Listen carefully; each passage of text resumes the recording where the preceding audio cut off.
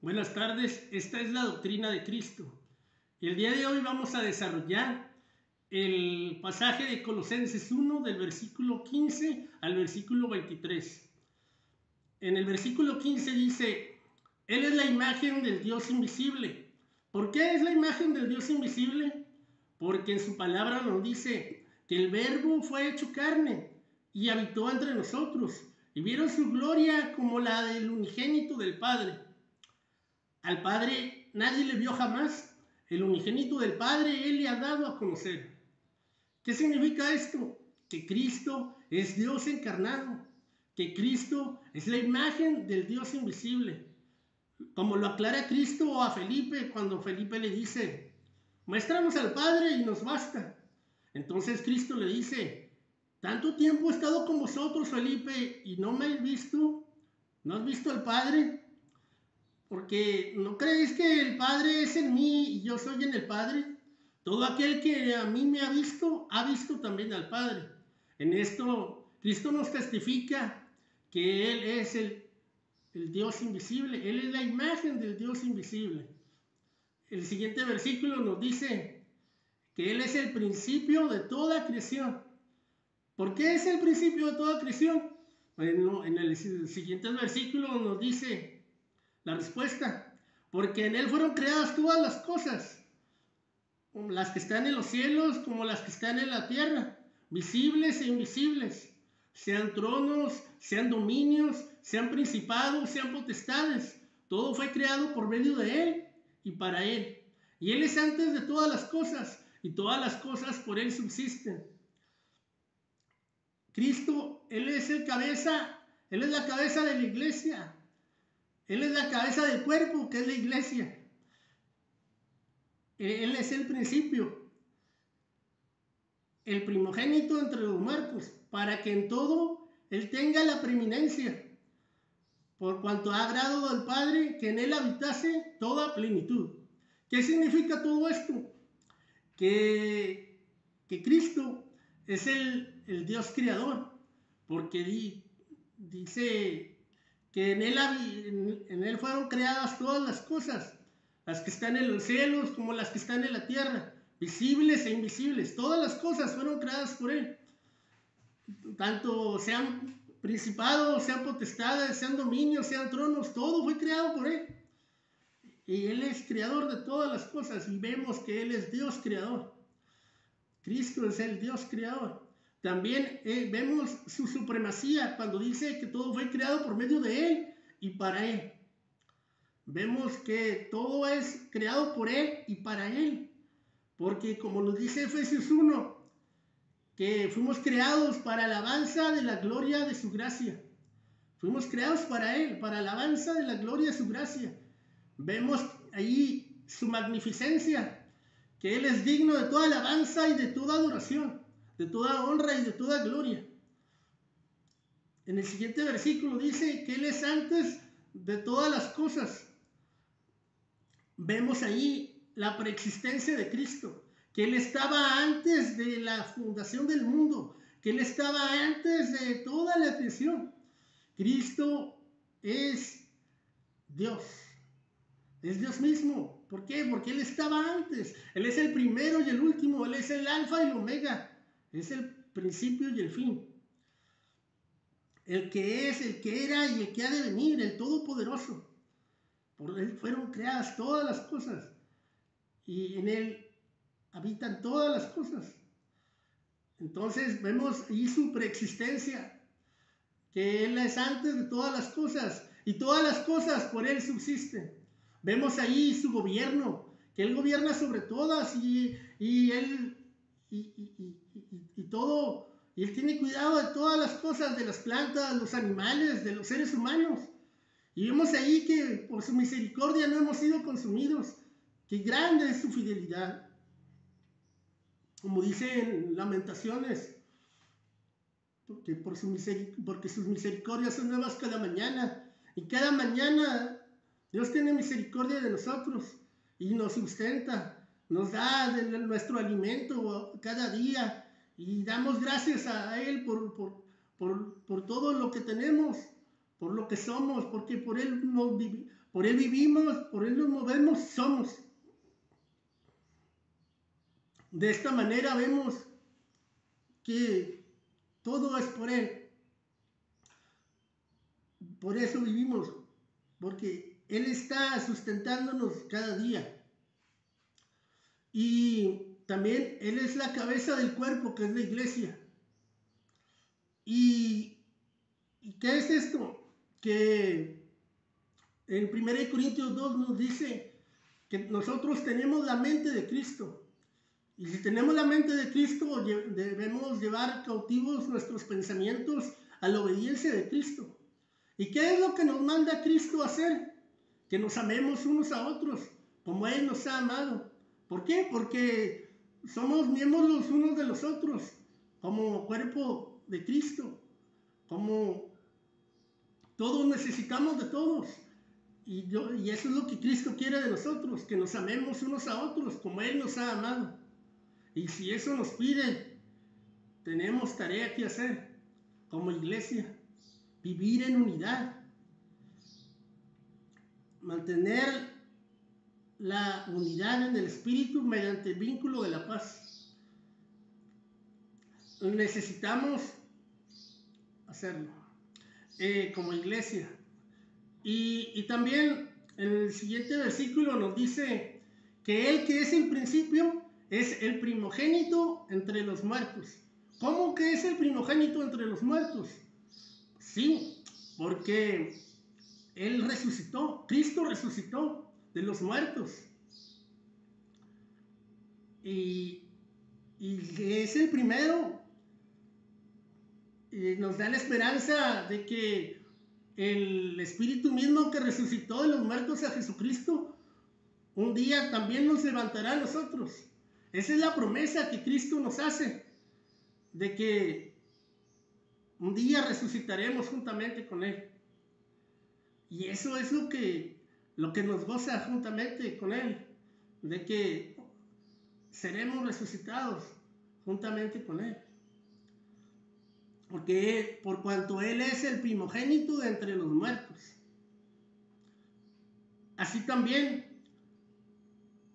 Él es el primogénito entre los muertos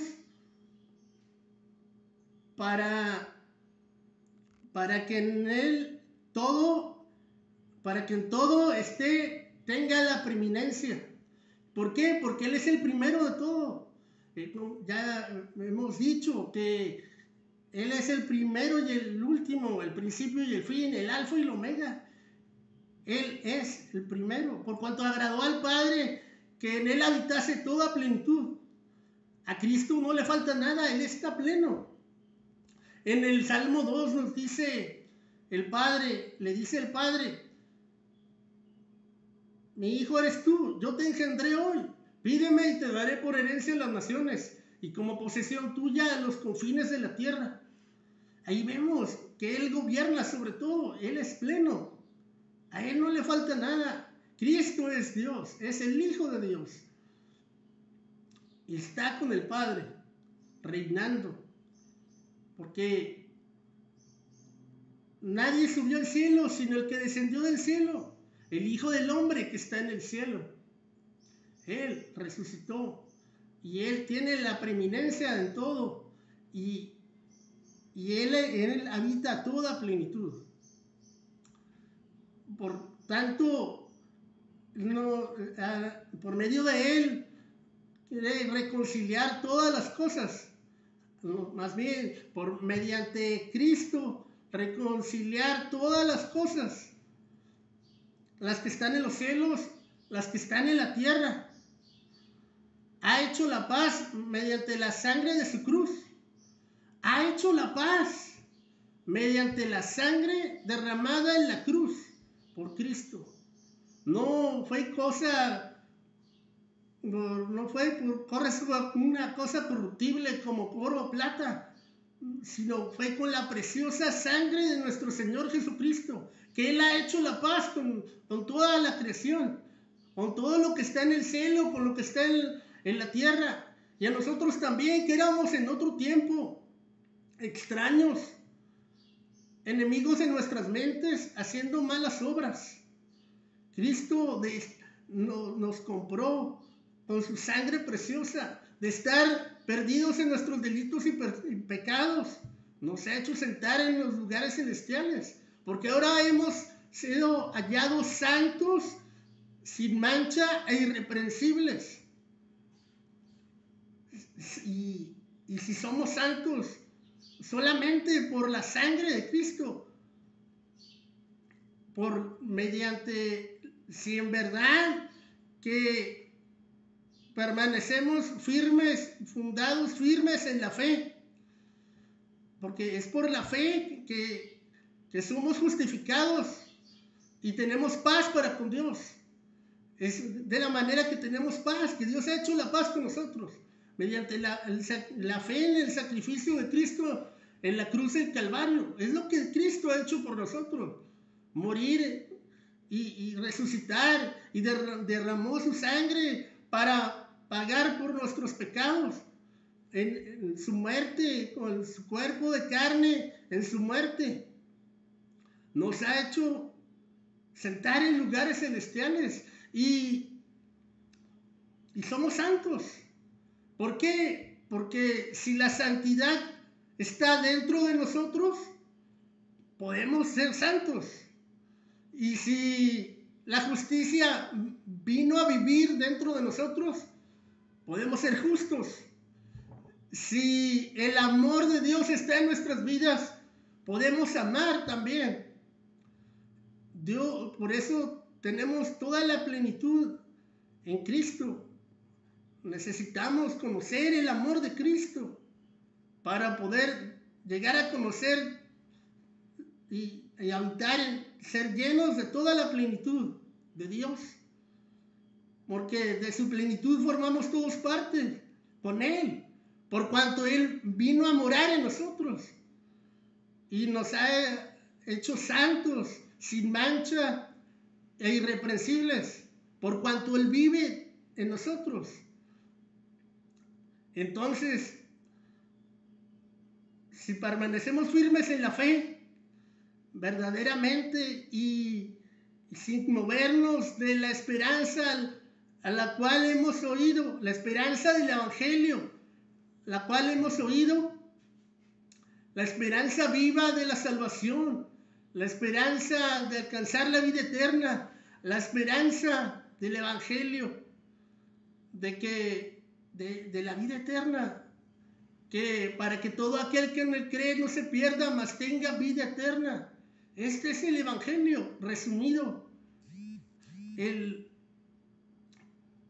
Es lo que tenemos que anunciar, de que Cristo vino al mundo para rescatar a los pecadores, para salvar a los pecadores.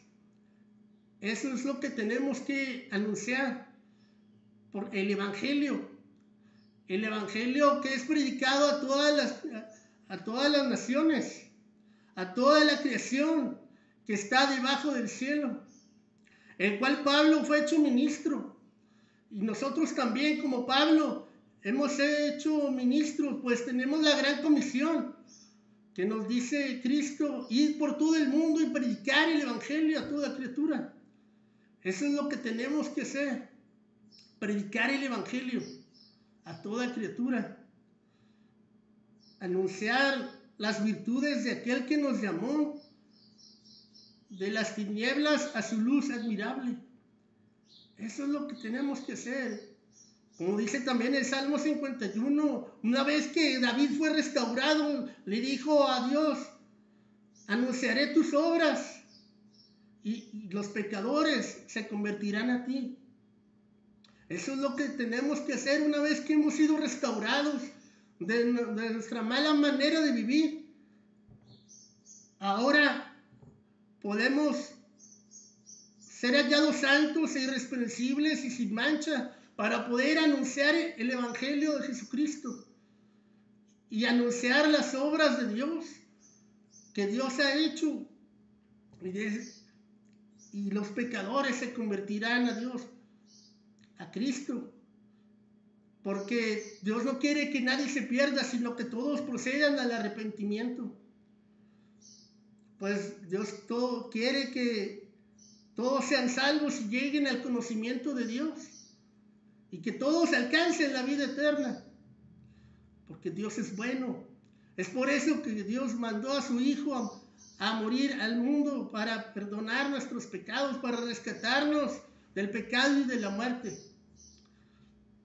Y esto es lo que vemos en la doctrina de Cristo, de que Él es Dios creador, de que Él es antes de la fundación del mundo, de que Él es el cuerpo, la cabeza del cuerpo, que es la iglesia, de que Él resucitó y nos da la esperanza de alcanzar la vida eterna, de resucitar juntamente con Él, de que Él nos da la gran comisión, nos ha restaurado, nos ha hecho santos, irreprensibles, para predicar el evangelio a toda criatura. Esa es la doctrina de Cristo. Muchas gracias.